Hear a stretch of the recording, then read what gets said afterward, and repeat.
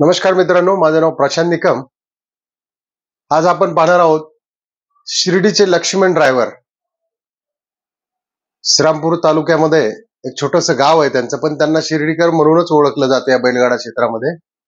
200 बिनजोड नावावर आहेत त्यांच्या. मित्रांनो, किती? 200. ते औरंगाबाद, नाशिक, नगर, रायगड या ठिकाणी होणाऱ्या त्या भागात ते बैलगाडा शर्यतीमध्ये भाग घेतात. आणि तिकडे कसं आहे की घोडा आणि बैल ह्या शर्यती होतात तिकडे, नगर, त्यानंतर नाशिक, औरंगाबाद या ठिकाणी.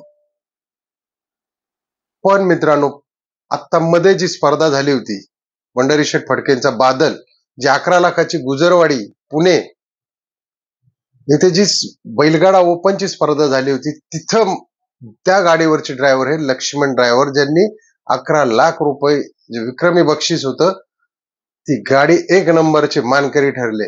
पंढरी शेठचे प्रत्येक गाडीवरती ते असायचे. पंढरी शेठचे प्रत्येक बैलगाडा त्यांनी या ठिकाणी पळवलेला आहे.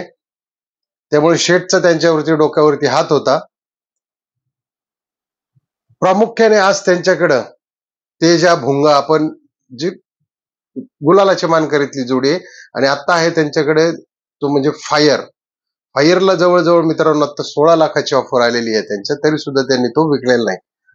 मित्रांनो, त्यांनी या बैलगाडा शर्यतीतून म्हणजे पब्लिकला, ज्यावेळी त्यांनी मुंबईला बिनजोड करायला सुरुवात केली, त्यावेळी त्यांनी पंढरी शेठच्या ओळखीने एक 40-50 वासरं त्या ठिकाणी विकलेले आहेत. ते स्वतः ट्रेन करतात.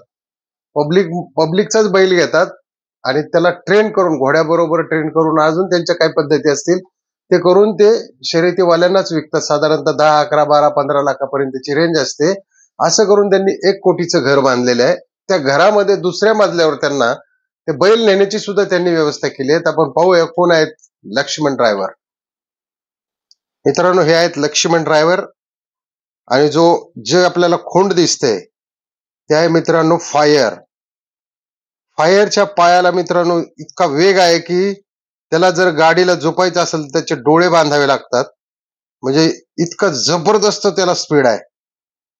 हा पहा मित्रांनो, अगोदरचा जो आहे तो भुंगा आणि तिकडे आहे पलीकडे तो तेजा. त्यांच्या दावणीला असणारी बैल ही चिक्या, तो आता त्यांनी विकलेलाच आहे. हा मित्रांनो चंद्या. हा मित्रांनो त्यांचा हरण्या, त्यांनी विकलेला आहे. हरण्याला पण आता जवळजवळ मला वाटतं 11 ते 12 लाखाला विकलेला आहे. हा सर्जा. हे पहा मित्रांनो, या ठिकाणी हरण्या आहे आणि एकीकडे घोडा आहे. या पद्धतीने ते या रेस होतात नगर साईडला, म्हणजे नगर, नाशिक, औरंगाबाद त्या ठिकाणी अशा पद्धतीच्या. आपल्याकडे कशा वेगळ्या शर्यत होतात, या ठिकाणी घोड्याबरोबर बैलाची शर्यत होते आणि त्याने स्पीड सुद्धा त्यामुळं बैलाला जास्त येतं. हा त्यांचा घोडा आहे मित्रांनो, जो बैलाबरोबर पळवला जातो. हा पहा मित्रांनो, त्यांनी बांधलेला बंगला आहे. जवळजवळ 1 कोटीचा बंगला आहे आणि दुसऱ्या मजल्यावर बैल नेण्याची व्यवस्था आहे. आणि त्यांची इच्छा आहे की आता जो फायर आहे त्यांच्याकडे, आता 5-6 खोंड त्यांच्या दावणीला आहेत. त्यामध्ये फायर हा महिन्यातून एकदा दोनदा पळतो त्यांचा. फायरला जवळजवळ 16 लाखाची पण ऑफर झाली होती आणि बंगल्यावर नाव टाकलं त्यांनी 7 बैलांची. पहा तुम्ही, झूम करून जर पाहिलं तर तुम्हाला दिसेल या ठिकाणी त्यांचा बैलांवरती खूप जीव आहे. लहान अशी वासरं घेऊन त्यांना ते पूर्ण ट्रेन करून विकतात.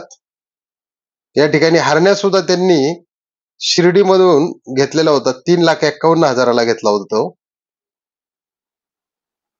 अशा पद्धतीने मित्रांनो, हे आहेत आपले लक्ष्मण ड्रायव्हर. ते बैलांची म्हणजे वासरांची खरेदी ते कोल्हापूर, त्यानंतर बँगलोर या ठिकाणाहूनही करतात. आणि शक्यतो ते अड्ड्यामध्ये जे आपले नंदी पळतात, वासरं पळतात आदतची, त्यांच्यावरती लक्ष ठेवून असतात. आणि त्याच्यामध्ये जे चांगलं पळेल त्याच्याबरोबर ते व्यवहार करतात, घेतात आणि पुन्हा आपल्या तिकडे नेऊन त्याला ट्रेन करतात घोड्याबरोबर. वेगवेगळ्या त्यांच्या काही पद्धती असतील त्यांनी, आणि पुन्हा एकदा ते मैदानात उतरवतात. अशी जवळजवळ त्यांनी, म्हणजे त्यांचा मेन व्यवसाय ही जी शर्यतीला लागणारी आदत आहेत, बैल आहेत, यांचा पुरवठा करणे. आणि स्वतःही ते ड्रायव्हर आहेत, प्लस गाडा मालक आहे त्यांचा भुंगा. आणि त्याच्या घरचीच गाडी होती, पायरा देत नसल्यामुळे. परंतु आता भुंगा आणि तेजाची पण विक्री झालेली आहे, साधारणतः 10, 11, 12 लाखाला ते विकलेले आहेत. आता सध्याला त्यांच्या दावणीला आहे तो फायर आहे जबरदस्त, त्यानंतर हिटलर आहे आणि आणखी 4-5 खोंड त्या ठिकाणी तयार होत आहेत त्यांच्याकडे.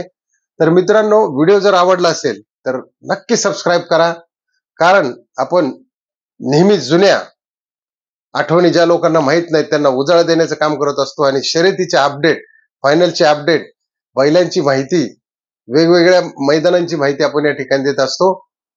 त्यामुळे सबस्क्राईब करायला विसरू नका. जय हिंद, जय महाराष्ट्र, जय बैलगाडा शर्यत.